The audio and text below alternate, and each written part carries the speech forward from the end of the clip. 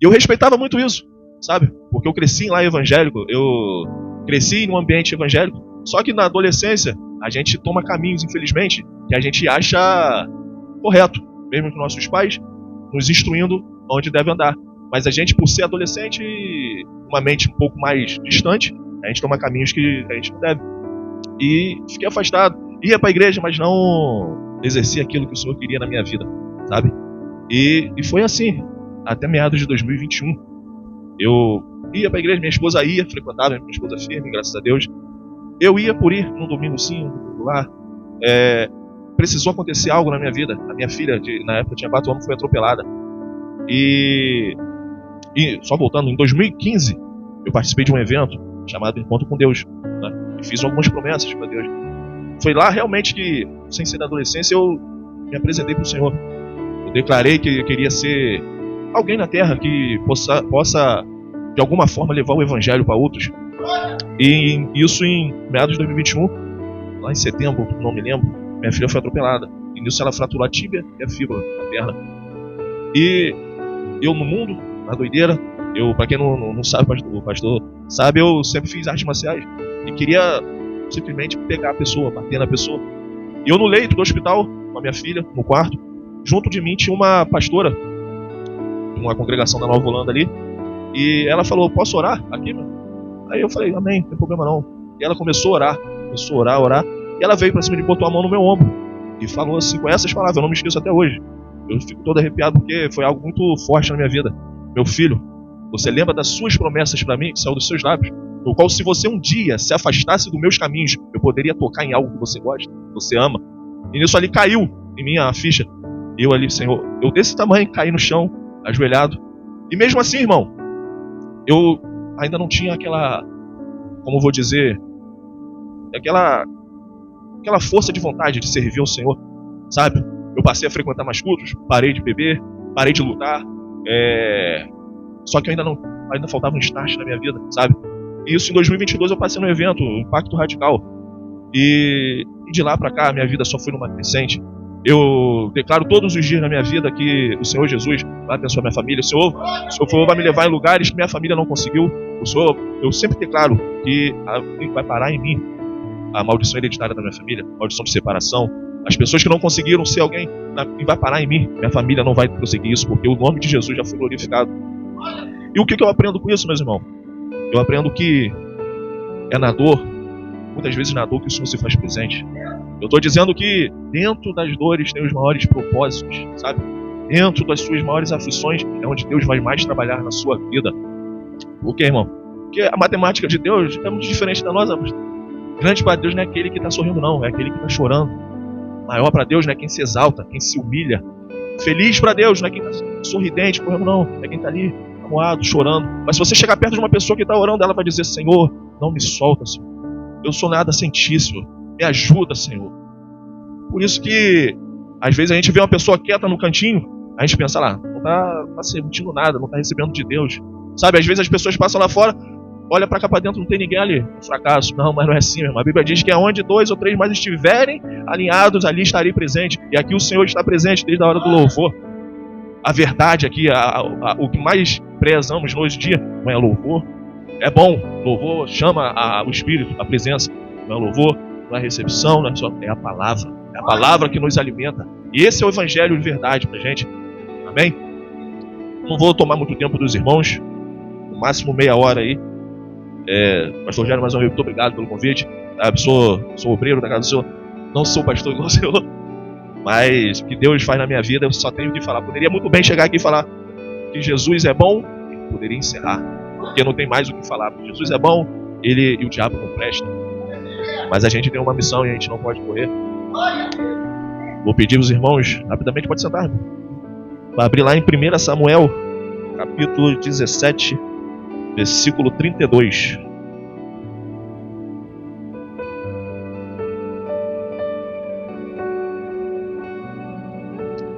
Amém? 1 Samuel 17, capítulo 32. Amém? E Davi disse-lhe a Saul, não desfaleça o coração de ninguém por causa dele. Teu servo irá pelejará contra este filisteu. Todo mundo conhece a história de Davi, vou resumir um pouco. E não se prende esse negócio de ser pequeno, porque pequeno na Bíblia virou um rei. E só voltando um pouco mais, Ana, eu não sei porque que Deus está pedindo para falar isso, mas eu vou falar. Ana, ela pediu a Deus um filho, e o Senhor concedeu a Ana um filho. Só que esse filho, por vontade própria de Ana, ele foi devolvido. Deus não pediu a Ana um filho. Ela que voluntariamente entregou o filho ao Senhor. Diferente de Abraão, quando Deus pediu Isaac. Quando Deus pediu Isaac a Abraão, Abraão não pestanejou. Ele foi, levou até o monte, né? A gente já conhece a história. Só que o que eu quero falar ali são duas ofertas. Uma oferta voluntária de Ana, uma oferta de sacrifício. Para Ana o Senhor devolveu 5 filhos, mas para Abraão o Senhor devolveu as estrelas do céu e as areias do mar. O que eu estou querendo dizer com isso, meu irmão? Vou tentar simplificar. Você não consegue uma colheita toda na sua mão, mas a semente você consegue segurar. Entendeu? A semente você consegue segurar nas suas mãos, mas se você plantar a colheita, você não vai segurar de jeito nenhum. Porque esse é meu conselho de hoje. É uma certeza, não um conselho. O que Deus tem para nos entregar é muito maior do que a gente pode dar para Ele. Amém? Voltando à história de Davi. No dia que Samuel foi levantado para ir à casa de Jessé, pai de Davi, para levantar um novo rei, chegando à casa de Jessé, o próprio Jessé, ele apresentou os filhos. Todos os filhos passaram, menos o Davi, porque Davi estava no pasto. E eu estou falando isso, meu irmão. Todo aquele que o homem chama, passa, mas o que Deus escolhe, permanece. Se vocês estão aqui hoje, não é porque o pastor Rogério convidou, não é porque você viu um letreiro, não, é porque o Espírito Santo de Deus lhe conduziu até aqui. Então a gente tem que agradecer. A gente às vezes não entende porque que a gente é levado em certos lugares, mas tudo tem um propósito na nossa vida. Eu vou simplificar, vou melhorar. Tinha 2 listas com Samuel. Tinha uma lista dos homens, uma lista dos céus. A lista dos homens, o nome de Davi não estava. Estava Eliabe, Abinadab, Samar, Natanel. E na lista dos céus, Davi estava. Meu irmão, entenda uma coisa: a rejeição dos homens não anula o chamado de Deus na sua vida. Você não é escolhido quando você é aplaudido, quando você é bajulado, quando você tem nome letreiro, quando você é falado. Não, você não é escolhido por isso, não. Você é escolhido quando você é rejeitado, quando ninguém te dá nada, quando você é chutado de lado. Isso só mostra que Deus te escolheu. Porque se você estiver sendo cristão e estiver tudo dando certo, é alguma coisa errada.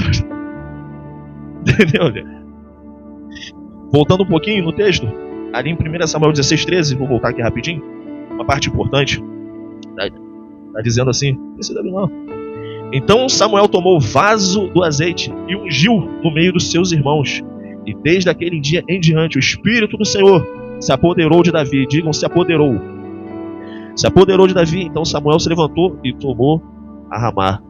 Então Samuel tomou o vaso do azeite ou chifre, gente? Azeite ou chifre?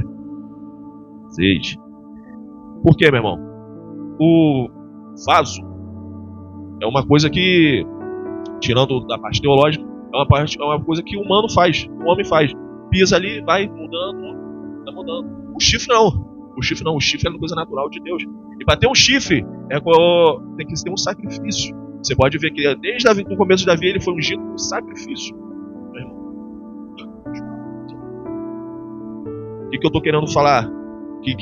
Pastor Rogério, Senhor, o que Deus vai fazer nessa igreja não vai ter digital humana. Vai ter uma digital divina aqui que ninguém vai entender nada, pastor. Em nome de Jesus. E mais à frente, Samuel, quando ungiu a Davi, e Davi chegou ao campo de batalha, e seu irmão Eliabe olhou: o que você está fazendo aqui? Você assustou com a chegada de Davi, porque você assusta muita gente, sua chegada assusta muita gente.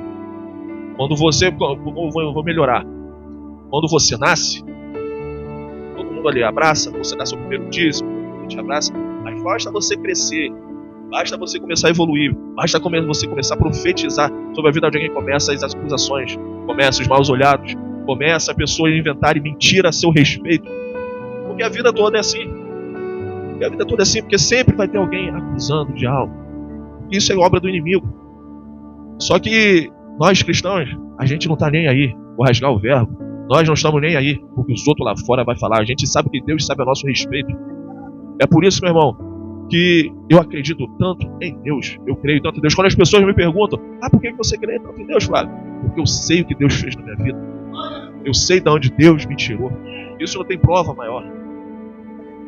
Irmão, você pode estar numa crescente tão grande que de repente algo começa a dar errado na sua vida. Mas se você não tiver os olhos espirituais, você não for uma pessoa espiritual, você acaba pecando, saindo, e você não vai entender. E tem coisas na sua vida que você passa, é porque Deus permite, assim como Ele fez com Jó. Às vezes Deus permite uma batalha na sua vida, não é porque você está em pecado, não. É porque precisa passar para aumentar a sua fé, para provar a sua fé nas coisas do Senhor.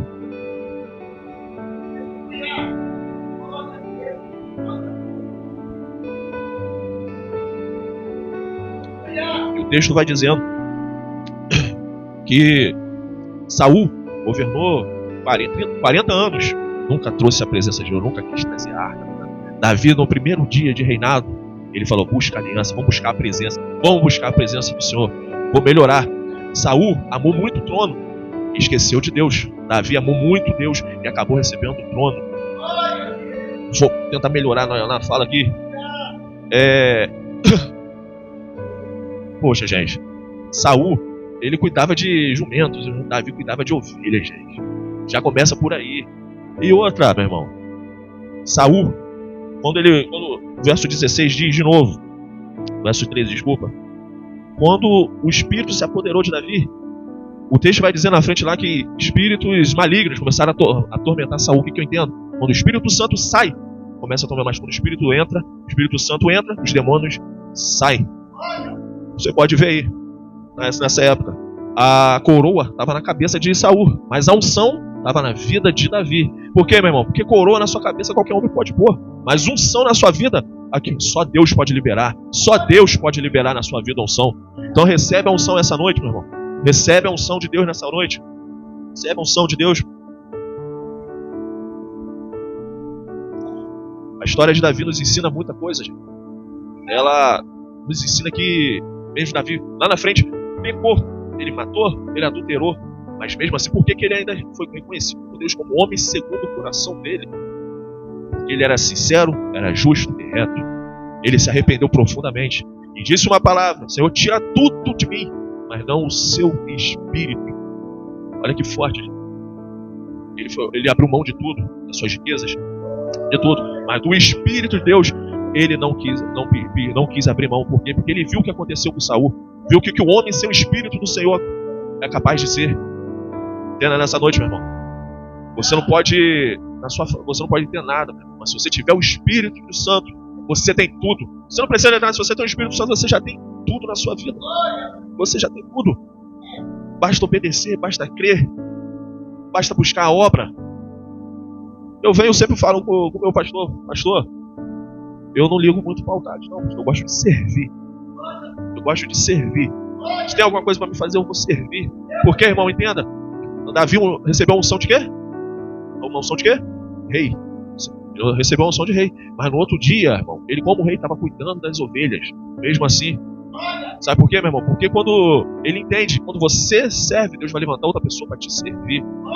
E maior no reino não é quem manda, maior no reino é quem serve. Você pode ser um pastor, mas você tem que ser servo. Você pode ser um bom líder, mas continua sendo servo. Você pode ser um diretor, mas continua sendo, meu Deus, gente. Jesus foi o maior de todos e sempre foi um servo. Não é vergonha, gente, servir. Não é vergonha. Isso é algo grandioso do Senhor. Gente, humildade, gente. Vamos ser gratos todos os dias, que todos os dias nós temos uma oportunidade de servir alguém. Você não precisa estar na igreja para servir. Você pode servir no seu trabalho. Como, Flávio? Você vai servir no seu trabalho? Obedecendo às leis, obedecendo o seu patrão, respeitando a todos, respeitando a sua família, respeitando a sua mulher, respeitando o seu filho. Isso é servir no seu trabalho. Você não precisa estar aqui no altar para você pregar a palavra. Não, você pode ver alguém cabisbaixo em algum lugar, você falar: Jesus te ama, fazer uma oração para ele. Esse é o verdadeiro evangelho. Você vê alguém precisando de ajuda, você se oferecer disposto a ajudar essa pessoa. É isso que Jesus espera da gente. Não por aplausos ou altares, não. Isso aí é bem material. A gente tem que ser reconhecido por Deus. A gente tem que ser reconhecido pelo que a gente faz aqui na terra. E Deus nos deu uma missão: servir o próximo, ajudar o próximo. O que você... Vou pegar um gancho no que o pastor trouxe sobre a mulher dos fluxos de sangue. Sabe?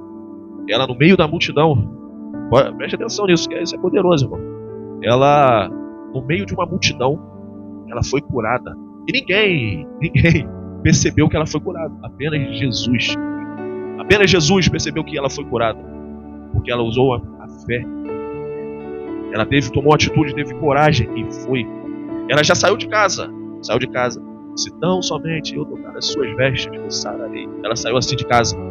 Tocou as vestes e recebeu a sua cura. O que eu estou querendo dizer, meu irmão?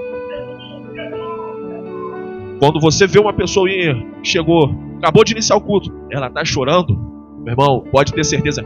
O culto dela não começou quando ela passou a porta, não. O culto dela começou em casa, quando ela acordou. Ela já entregou os caminhos dela ao Senhor 6 horas da manhã, lavando a louça, meio-dia, lavando a roupa, meio-dia. Ela cantando, Yeshua, chamando a presença de Deus. Se arrumando, ela falava, Senhor, hoje eu vou dar lugar. Hoje eu vou entregar tudo que eu posso a Ti. E quando chega, ela já está pegando fogo. Você não entende por quê? O culto não começa quando a gente passa a porta. O culto começa antes de sair de casa. O culto começa a abrir nossos olhos. É o nosso primeiro agradecimento às nossas vidas.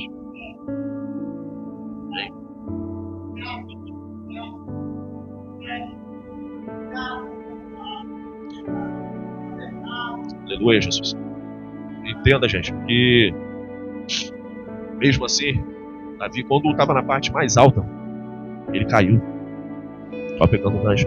Quando ele estava na parte mais alta, no seu palácio, onde ele olhou de céu, ele caiu. Foi a parte que ele caiu. A parte que o ego subiu na vida dele.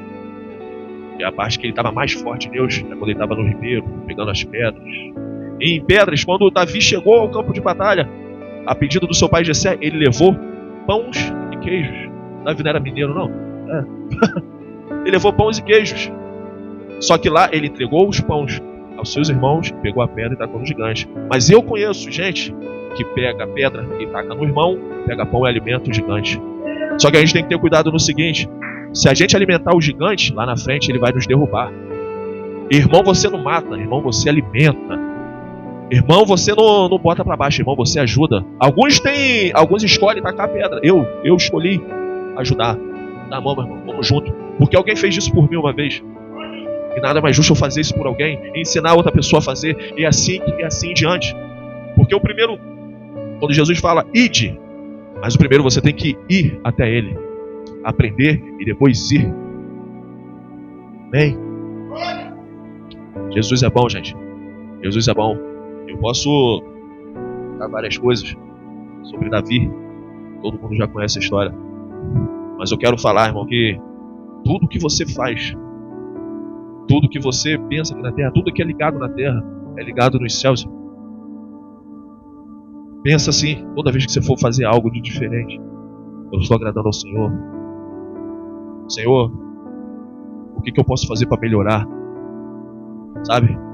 Eu por muito tempo eu tenho orado a mesma coisa, sabe por quê? Toda vez que para Deus não me deixar cair, sabe? Porque é muito perigoso. Porque quando você não cai com críticas, você cai, o diabo te derruba com o seu ego. Por isso que eu peço ao Senhor, plante em mim algo, se tiver em mim algo que não te agrada, Senhor, arranca de mim. Em nome de Jesus, arranca de mim. Pois eu quero ser um exemplo para minhas filhas. Eu quero ser alguém que minha esposa possa olhar e admirar, e me ajudar. E eu agradeço muito pela vida da minha esposa, porque certa vez eu estava desempregado, um pouco antes de entrar na Enel. Estava desempregado e ela faltava, infelizmente faltou algumas coisas para comer, para se alimentar, alimento, material.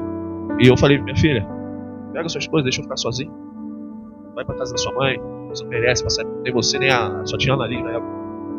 Ela falou, não, meu filho, a gente vai passar por isso junto. O Senhor dos exércitos já me declarou, nós não vamos mendigar, o justo não mendigará o pão. E nisso, uma semana depois, eu entrei na Enel. Para você ver como a influência de uma mulher em oração pode mudar a vida de um homem. Então, se você tem uma esposa, agradeça por ela todos os dias. Todos os dias. Por mais que às vezes ela não entenda a gente, às vezes a gente fala uma A, ela fala B, mas é o que Deus escolheu para estar do nosso lado. A gente tem que honrar ela todo dia. Honrar ela. Não é um dia que eu não falo para minha esposa que eu a amo. Nem para meus filhos. Não é um dia. Não é um dia. Porque eu entendi, porque eu conheço um amigo meu que saiu de manhã e não voltou à noite. Ali eu entendi o propósito da vida. A gente nunca sabe a hora. Como eu posso falar? Como está a sua vida com Jesus? Porque a gente não sabe o dia nem a hora que o Senhor vai voltar. Você pode entrar ali, Deus que não permita, tropeçar e cair, bater a cabeça. E aí, Jesus voltou para você. Vamos se alertar, igreja. Jesus bate as portas. Não é brincadeira. Não é brincadeira. Eu escuto isso desde que eu nasci, mas os sinais estão mais presentes do que nunca. Eu escolhi isso. Eu escolhi mostrar o Evangelho para outras pessoas. Dizer que há dois caminhos: um de glória, o céu, o Pai, e o inferno. Apenas esses dois caminhos. Não quero assustar ninguém, mas eu tenho que falar a verdade. A verdade tem que ser dita. Se você não aceitar o caminho de glória, infelizmente, você irá pelejar no inferno. Isso alerta, bem que isso alerta. E só, já estou terminando, no final. Lá em Salmos vai dizer que aquele que planta com lágrimas colherá com alegria. Então continue, meu. Não pare. Continue marchando, continue orando, continue buscando, continue pregando, continue vindo à igreja, continue falando de Jesus no seu trabalho.